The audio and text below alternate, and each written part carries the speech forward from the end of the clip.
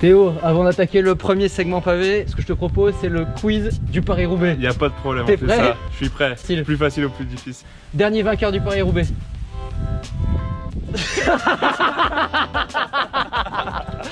Attends, celle-ci non, je suis obligé, attends.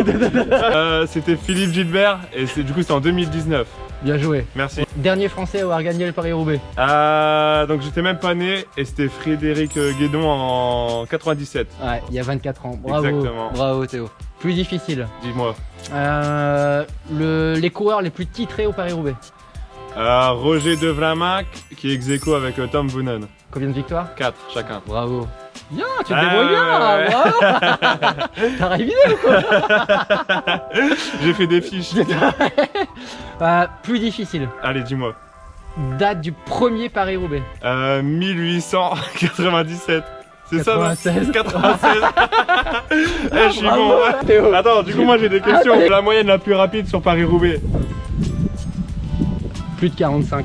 Ouais, c'est 45 et quelques. Et c'était en 2017, je crois, quand Van Avermaet il a gagné. Pas loin, pas Ouais, loin. Vas-y, enchaîne. Et après, il y a une année où ils ont pas fait Paris-Roubaix. Ou plusieurs L'année années. dernière. Non, il y a plus longtemps. Je sais pas pour quelle raison. Pour la guerre. Ah ouais. ouais. Je sais pas la date. Je sais plus exactement quand, mais Ok.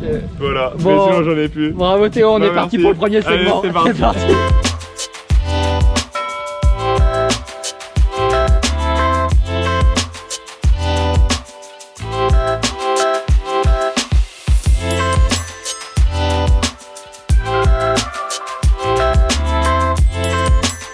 Donc nous sommes arrivés sur le secteur du Mont-Saint-Pével, classé 5 étoiles. La distance est de 3 km et à partir de ce secteur-là, il reste 11 secteurs pavés jusqu'au vélodrome de Roubaix. Donc c'est un secteur assez difficile où il peut y avoir pas mal de différences. On n'est pas là pour rigoler Théo. Exactement, on n'est pas là pour enfiler des terres.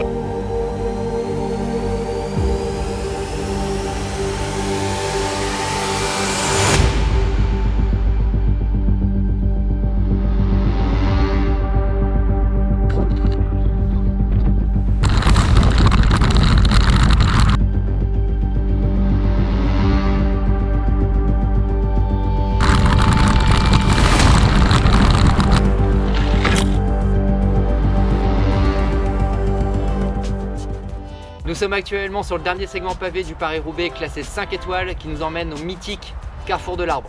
Et la légende nous raconte que l'homme qui sort en tête de ce secteur pavé a course gagnée. Bravo Théo.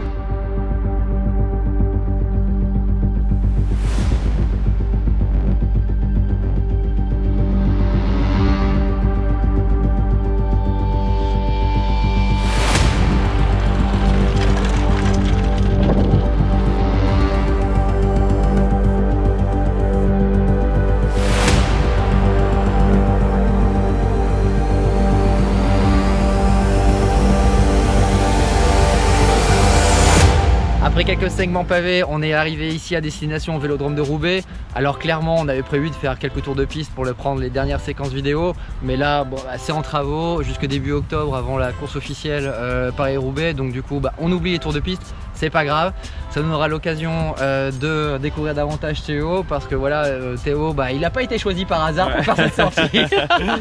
Et Théo, du coup, ici, être au vélodrome de Roubaix, ça t'évoque quoi?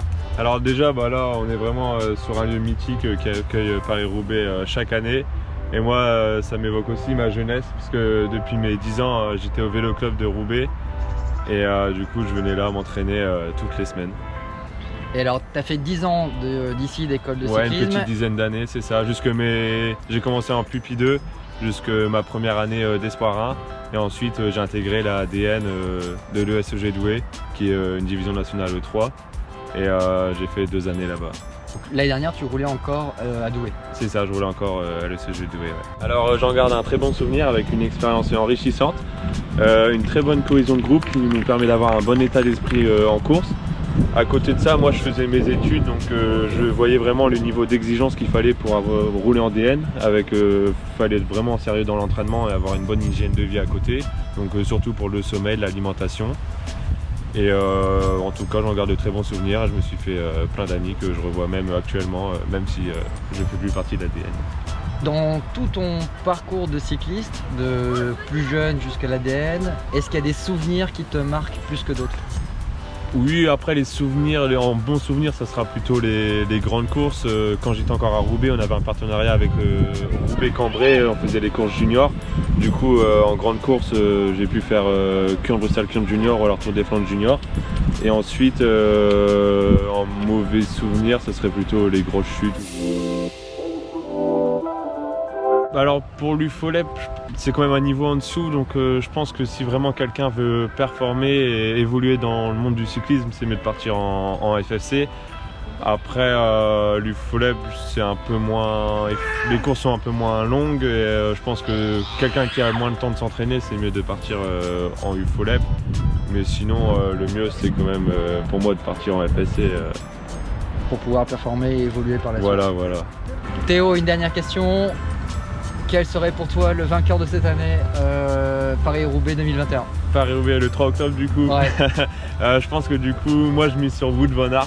Ouais. Justement, on l'a vu tout à l'heure dans les pavés et il passait vraiment bien les pavés. Et moi, c'est vrai, au carrefour de l'Arbre, on l'a vu en repérage, c'est impressionnant. Il va donner quelque chose. Ouais. Allez Wout! C'est Wout van Aert! Ouais, allez! Et toi?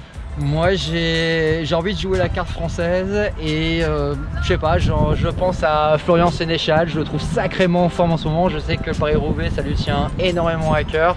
L'année dernière il avait fait aussi un bon résultat et voilà, je croise les doigts vraiment pour qu'un Français, et je pense à Florian, pour pouvoir j'espère lever le pavé ici au Vélodrome de Roubaix. Voilà, en tout cas cette vidéo touche à sa fin. Merci beaucoup Théo de m'avoir accompagné. Avec plaisir. Si ce contenu vidéo vous a plu, je vous invite à vous abonner à la chaîne. Ça permet aussi de soutenir aussi d'autres projets. Et je vous dis à très bientôt pour une nouvelle aventure. Salut!